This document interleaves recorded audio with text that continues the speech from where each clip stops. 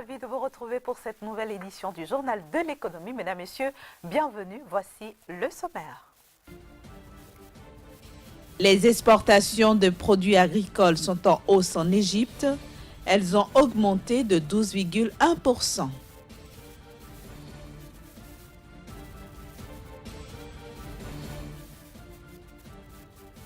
L'économie nigériane reprend des forces.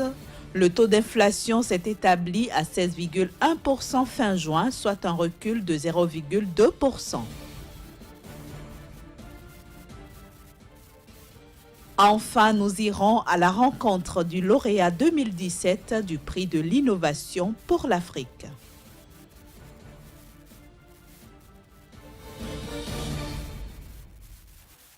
L'Égypte peut donc se frotter les mains au terme du premier semestre 2017 en ce qui concerne notamment ses rendements sur les exportations de ses produits agricoles. Et pour cause, ces exportations ont enregistré une hausse de 12,1%. Les exportations de produits agricoles ont le vent en poupe en Égypte. Elles ont progressé de 12,1% au terme du premier semestre 2017 en s'établissant à 3,5 millions de tonnes. Cette performance a été rendue possible grâce à l'accroissement des volumes d'agrumes, de fraises, de raisins et de pommes de terre et en dépit des nombreuses restrictions commerciales imposées sur certains produits par les Émirats arabes unis, le Soudan et l'Arabie saoudite. Par contre, le stock d'oignons expédiés a baissé durant ce premier semestre 2017. Ceci à cause du faible taux de change de la livre égyptienne qui permet aux produits égyptiens de gagner un avantage compétitif à l'export par rapport à leurs concurrents internationaux sur les marchés. Notons que les fruits et légumes représentent les principaux produits agricoles exportés par l'Égypte avec des recettes de l'ordre de 2,2 milliards de dollars en 2016.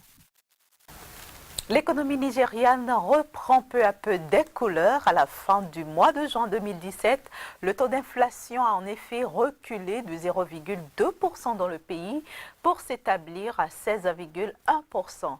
Les analystes restent cependant prudents puisque les prix des produits alimentaires nourrissent toujours l'inflation dans le pays. La vie économique reprend des couleurs au Nigeria. Pour la 5e fois consécutive, le taux d'inflation a diminué de 0,2% au mois de juin dans le pays pour s'établir à 16,1%. Cette diminution est consécutive à la hausse des recettes de l'État, impactée par un semblant retour à la normale des cours du pétrole. L'inflation reste toutefois supérieure au seuil de 6% fixé par la Banque centrale nigériane sur 2 ans. Autant dire que le chemin est encore long vers un retour à la normale. L'inflation étant nourrie par les produits alimentaires dont les prix restent élevés pour le panier de la ménagère. Leur indice s'est établi à 19,9% en juin contre 19,3% en mai. Il en est de même pour l'indice du prix moyen des carburants qui a augmenté de 1,2% en juin par rapport à l'année dernière et de 10,3% par rapport au mois de mai. Toute chose qui, selon les analystes, devrait se normaliser très bientôt avec notamment les premières récoltes des cultures de la saison. Du Nigeria, rendons-nous au Bénin où le gouvernement a récolté 171,55 milliards de francs CFA sur le marché financier ouest-africain suite à l'emprunt obligataire lancé via le Trésor public béninois. C'est du moins ce que nous apprend le directeur général de la BRVM, la Bourse régionale des valeurs mobilières, et donc aussi Amenouvet pour plus de précisions. Cet emprunt marque le retour du Bénin sur le marché obligataire de l'UEMOA après une série de 3 emprunts, Caisse autonome d'amortissement, CA Bénin 8% 2000-2005, CA Bénin 6% 2007-2012, CA Bénin 6,50% 2011-2016. Ces emprunts ont été réalisés avec succès entre 2000 et 2011. Donc c'est un retour 6 ans après sur le marché financier régional. La cérémonie que nous vivons aujourd'hui est la 4e admission à la cote sur le marché obligataire de la BRVM depuis le début de l'année 2017. En effet, nous avons déjà fait admettre cette année 2 emprunts du Trésor public de Côte d'Ivoire et un emprunt de la Caisse régionale de refinancement hypothécaire de l'UEMOA pour un montant global de 450 milliards de francs CFA. Je voudrais donc saisir la présente occasion pour saluer tous ces émetteurs obligataires pour leur contribution à l'approfondissement et au développement de notre marché. En Afrique, vous avez pu le remarquer, les indices des places boursières sont remontés de Casablanca à Johannesburg ou de Lagos à Nairobi, même si la BRVM est encore sous l'effet de la prise de bénéfices par les investisseurs après 4 années de forte progression. Sur les marchés de la dette, l'embellie est également palpable. Les investisseurs sont sollicités à travers de nouvelles initiatives pour des montants de plus en plus élevés et des durées de plus en plus longues. Il convient de préciser qu'en 20 ans, c'est le 4e emprunt émis par le Bénin depuis la création de la Bourse régionale des valeurs mobilières. Les 171,5 milliards mobilisés ont une maturité de 10 ans avec un taux d'intérêt de 6,5%. Le Ghana a accueilli la 6e édition du prix de l'innovation pour l'Afrique. Ce prix, très convoité, a été décerné à l'Égyptien Ali El Shafei pour son dispositif électromagnétique, un dispositif qui peut être utilisé pour améliorer justement l'efficacité et réduire les coûts de production de l'énergie en Afrique. Ali El Shafei, Grand Prix de l'innovation pour l'Afrique en 2017. Cet Égyptien empoche $100 000 US pour son innovation brevetée ce Majib, destinée à améliorer considérablement la performance de la tribune aussi bien dans les centrales à cycle combiné que dans des générateurs conventionnels. La dite innovation permet de générer l'électricité en Afrique de manière plus efficace et à coût réduit. Il s'agit d'un appareil qui va s'associer aux machines que nous avons déjà ou que nous aurons à l'avenir et qui va produire de l'énergie pour l'Afrique. Une hausse de 1% de l'électricité en Afrique produirait une hausse de 0,8% du produit intérieur brut. Donc cela se traduit vraiment en argent, en opportunités pour les emplois et ça se traduit en énergie pour l'environnement. Cela va aider à résoudre certains des plus gros problèmes auxquels nous faisons face en Afrique. En somme, une solution de classe mondiale qui a su séduire le jury de la 6e édition du très convoité prix de l'innovation pour l'Afrique de l'African Innovation Foundation.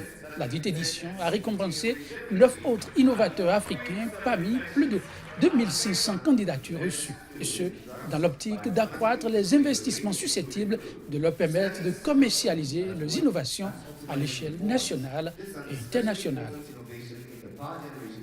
Place maintenant au débat du jour et nous allons retrouver dans quelques instants Casimir Pédio, directeur de publication de la Nouvelle Économie paraissant à Cotonou, au Bénin.